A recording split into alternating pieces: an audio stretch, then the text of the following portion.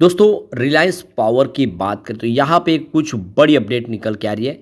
Reliance power के board से दो इंडिपेंडेंट डायरेक्टर ने रेजिग्नेशन दे दिया है। क्या है इस इस्तीफे के पीछे की वजह, समझने की कोशिश करेंगे। क्या रिलायंस पावर और रिलायंस इंफ्रा में अभी भी कुछ अंदर ही अंदर कुछ पकड़ा है? क्योंकि आप देख ही सकते हो कि पुराने सारे प्रॉब्लम तो इस समय लगातार निकल के आ रहे हैं, जिसमें अनिल अंबानी अभी भी बहुत सारी परेशानियों में है।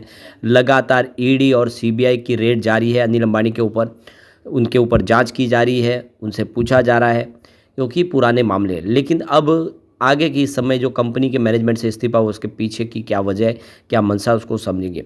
वैसे रिलायंस पावर और रिलायंस इंफ्रा बिल्कुल कमर कस चुके हैं आने वाले समय तेज़ी से अपने बिजनेस को आगे बढ़ाने के लिए। क्या है फ्यूचर प्लान, उसको जानने की कोशिश करेंगे। वैसे तो देखो कि फ्राइडे को दोनों ही स्टॉक में गिरावट थी, लेकिन क्या ये गिरावट आने वाले समय एक तेज़ी की उम्मीद पैदा कर रहे हैं, समझने की कोशिश करेंगे इस वीडियो के माध्यम से। लेकिन फ्रेंड्स उससे पहले अगर आप पहली बार हमारे चैनल पे आए तो चैनल को सब्सक्राइब कर दीजिए, एक बेल आइकॉन दबा दीजिए ताकि जब भी नया वीडियो बने पहला नोटिफिकेशन आपको मिले। वीडियो पसंद आए तो लाइक शेयर जरूर कीजिए। चलो फ्रेंड्स वीडियो स्टार्ट करते हैं। मैं हूँ आपका दोस्त एस बी दवे और हमारे अपने चैनल ऑनलाइन कमाई में आपका बहुत बहुत स्वागत है। तो सबसे पहले BSE सेंसेक्स की बात कर ले तो देख सकते हो कि फ्राइडे को 79,809 के स्तर पे क्लोजिंग देखने को मिली, जहां पे 270 पॉइंट की गिरावट थी, यानी 0.34% गिरा BSE सेंसेक्स। और पिछले कुछ दिनों से देखिए बाजार में गिरावट का माहौल बन चुका है। बाजार काफ़ी दबाव में आ गया जब से डोनाल्ड ट्रंप ने टैरिफ लगाए।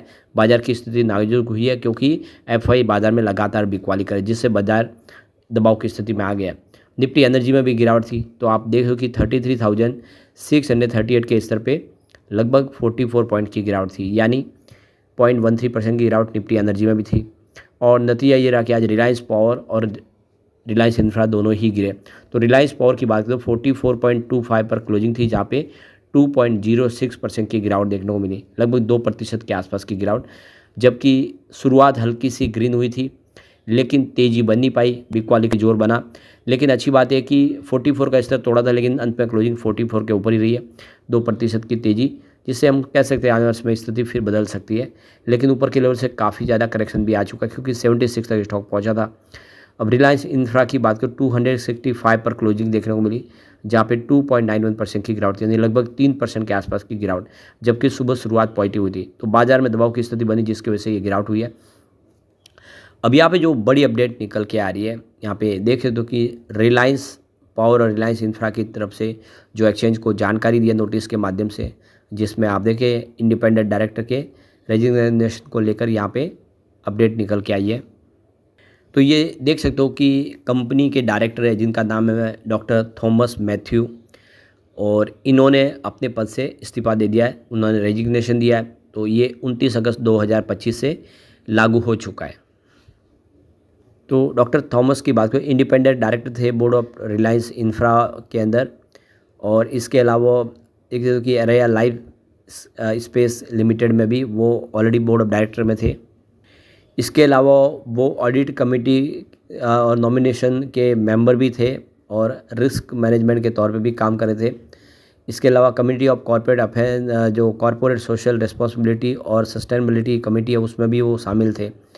तो काफ़ी सारे पद संभाल रहे थे। तो यहाँ पे डॉक्टर मैथ्यू की तरफ से कहा गया है कि इस रेजिग्नेशन के पीछे कोई रीज़न नहीं है। दूसरा जो इस्तीफा हुआ है वो भी आप देखें इंडिपेंडेंट डायरेक्टर है श्री हरमजीत सिंह नेगी, उन्होंने भी यहाँ पे रेजिग्नेशन दे दिया है। 29 अगस्त 2025 से भी उनका ये इस्तीफा मंजूर हुआ है।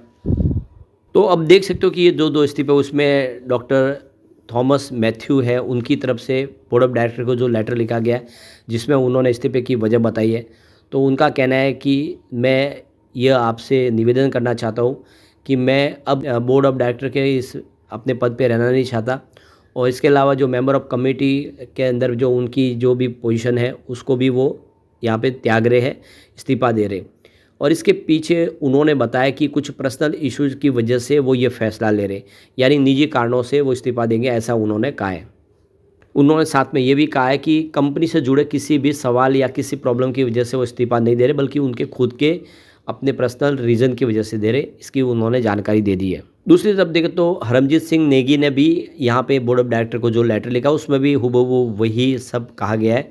उनका कहना है कि वो नॉन एग्जीक्यूटिव डायरेक्टर के तौर पे जो बोर्ड ऑफ मेंबर थे रिलायंस पावर के अंदर, वहाँ से इस्तीफ़ा दे रहे, और इसके पीछे उनका कहना है कि हमारे कुछ पर्सनल रीज़न थे जिसकी वजह से मैं ये इस्तीफ़ा दे रहा हूँ, वरना दूसरा कोई कारण नहीं है। कंपनी की तरफ से कोई प्रॉब्लम नहीं है, कंपनी के मैनेजमेंट की तरफ से कोई चिंता की बात नहीं है, उनका ये पर्सनल रीज़न है। तो दोनों के बयान एक जैसे ही है, दोनों ने पर्सनल रीज़न की बात कही है, लेकिन अंदर खाने हो सकता है कि इनसे इस्तीफ़ा लिया गया हो, कुछ और रीज़न भी हो, क्योंकि एक तरह से रीस्ट्रक्चर के दौर में गुजरी है रिलायंस पावर, रिलायंस इंफ्रा, जिसकी वजह से ये सवाल निकल के आते हैं कि हो सकता है कि कंपनी ने दबाव में देके इनसे इस्तीफ़ा लिया हो।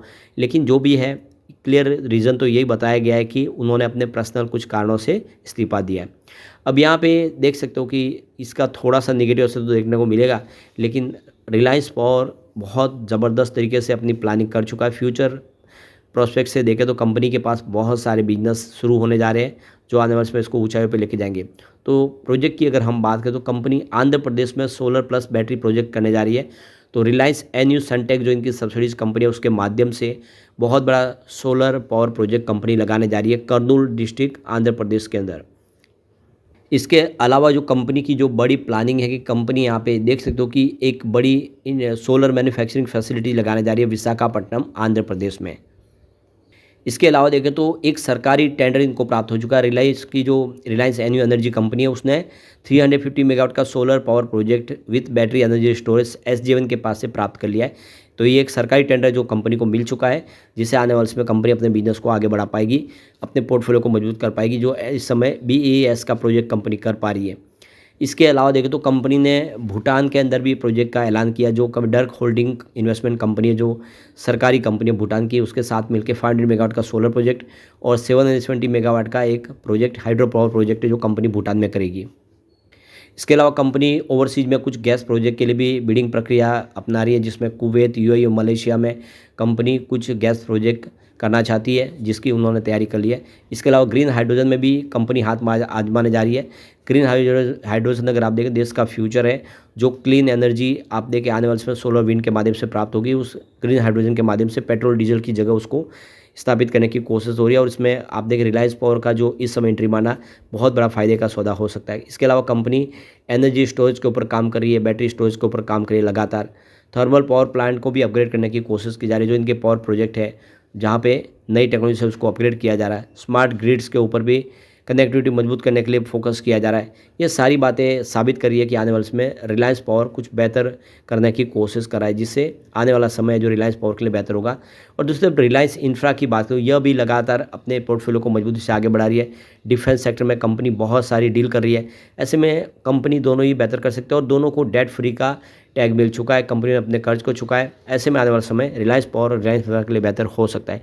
लेकिन फ्रेंड्स, कोई भी इन्वेस्टमेंट करने से पहले अपने फाइनेंशियल एडवाइजर से एडवाइस ले लें या अपना खुद का रिसर्च करें, क्योंकि मैंने वीडियो आपके एजुकेशनल पर्पज़ के लिए ही बनाया। वीडियो पसंद आए तो लाइक से जरूर कीजिए और चैनल को सब्सक्राइब कर दीजिए। Thank you friends.